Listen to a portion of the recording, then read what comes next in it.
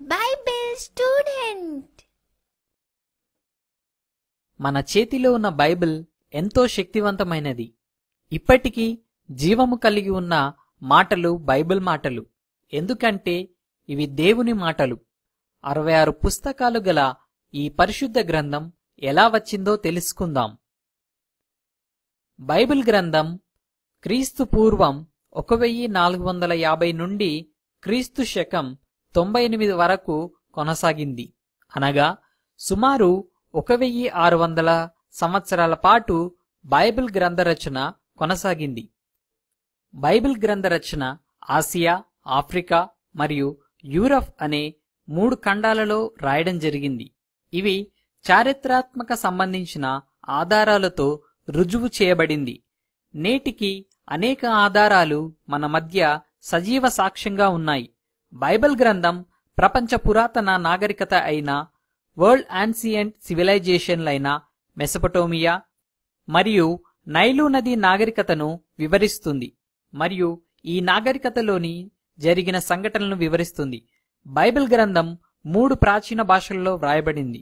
అవేంటంటే Hebrew, Greek, Aramaic భాషలలో వ్రాయబడింది. పాత నిబంధన గ్రంథం అంతా హీబ్రూ భాషలోనే వ్రాయబడింది. అయితే ఎజ్రా, దానియేలు, ఇర్మియా, ఆదికాండంలోని కొన్ని భాగాలు మాత్రం అరామిక్ భాషలలో వ్రాయబడ్డాయి. ఈ అరామిక్ మరియు హీబ్రూ భాషలు దగ్గర సంబంధం కలిగి ఉంటాయి. ఇక కొత్త నిబంధన గ్రంథము గ్రీకు భాషలో వ్రాయబడింది. తెలుగు బైబిల్ ఎలా వచ్చింది? నేటి విశాఖపట్నంలోనే తెలుగు బైబిల్ తర్జుమా జరిగింది.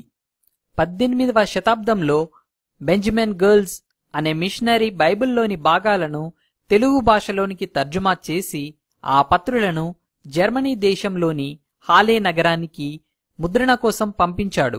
కాని కొన్ని కారణాల వలన అవి ముద్రించబడలేదు. 1805వ సంవత్సరంలో లండన్ మిషనరీ సొసైటీ నుండి జార్జ్ క్రాన్ మరియు అగస్టస్ డి గ్రాంజెస్ అనే ఈ 2 మిషనరీలు విశాఖపట్నానికి వచ్చారు. వీరి లక్ష్యం ఏదనగా ఆంగ్ల విద్యను ఆ ప్రాంతంలో ఉన్న పిల్లలకి అందించడం మరియు బైబిల్ను తెలుగు భాషలోనికి అనువదించడం.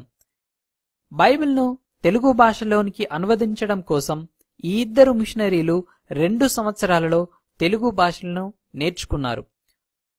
1808వ సంవత్సరంలో టిప్పు సుల్తాన్ సైన్యంలో ఆర్థిక వ్యవహారాలను చూసే సుబ్బారాయారు అనే మరాఠా బ్రాహ్మణుడు వీరితో కలిశాడు.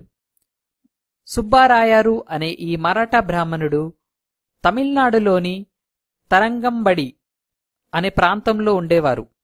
ఈ ప్రాంతానికి చెందిన సుబ్బారాయరు క్రైస్తవ్యాన్ని స్వీకరించిన తరువాత ఆయన పేరును ఆనందరాయరుగా మార్చుకున్నారు. ఇతను తమిళం మరియు తెలుగు భాషల్లో మంచి పండితులుగా ఉండేవారు. మిషనరీలకు సహకారంగా ఉండుటకు విశాఖపట్నానికి వెళ్లారు. 1808లో జార్జ్ క్రాన్ అనే మిషనరీ చనిపోయాడు.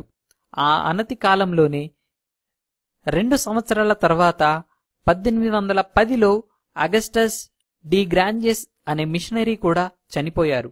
అయినా ఆనందరాయరు కృంగిపోకుండా 3 సువార్త గ్రంథములను అనగా మత్తయి, మార్కు మరియు లూకా అను వాటిని పూర్తి చేసి ముద్రణకు సిద్ధంగా ఉంచారు.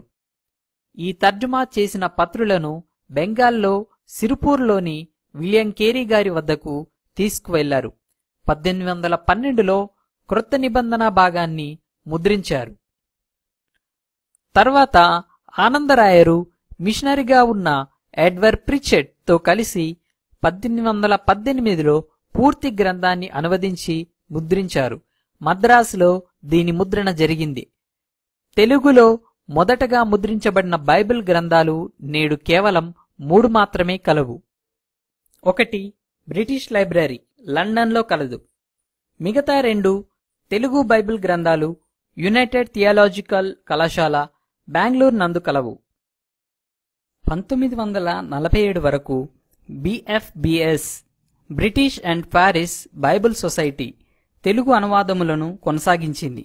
అయితే మన భారతదేశం స్వాతంత్రమును పొందినప్పుడు బైబిల్ తర్జుమా సంపదను తన నైతిక హక్కుదారులైనటువంటి బైబిల్ సొసైటీ ఆఫ్ ఇండియాకు తెలుగు బైబిల్ మూలపత్రిని భద్రపరచుటకు, నిలబెట్టుటకు మరియు ముద్రించి భావితరాల వారికి అందించుటకు అప్పచెప్పారు. తెలుగు బైబిల్ మూల గ్రంథం యొక్క చారిత్రాత్మిక మరియు చట్టపరమైన సంరక్షకురాలు. ఇది తెలుగు బైబిల్ మనకి ఎలా వచ్చిందని దాని గురించి వివరణ.